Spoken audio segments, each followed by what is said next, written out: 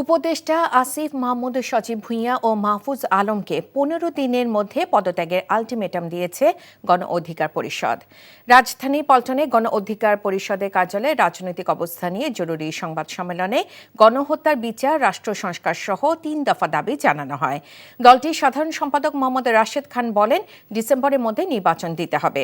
গণহত্যা বিচারের আগে নির্বাচন নয়, জাতীয় নাগরিক পার্টির নেতাদের এমন বক্তব্য প্রসঙ্গে তিনি বলেন, এটা সরকারের মেয়াদ বৃদ্ধির একটি কৌশল।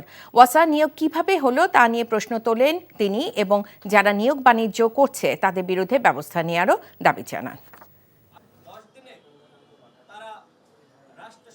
আগামী 15 দিনের মধ্যে এই দুজন ছাত্র উপদেষ্টার পদত্যাগ করতে হবে এবং সরকারের বিভিন্ন দপ্তরে সেক্টরে ছাত্র প্রতিনিধিদের নিয়োগ দেওয়া হয়েছে, অবশ্যই সেই নিয়োগ বাতিল করতে হবে এবং এই সরকারের নিরপেক্ষতা নিশ্চিত করতে হবে।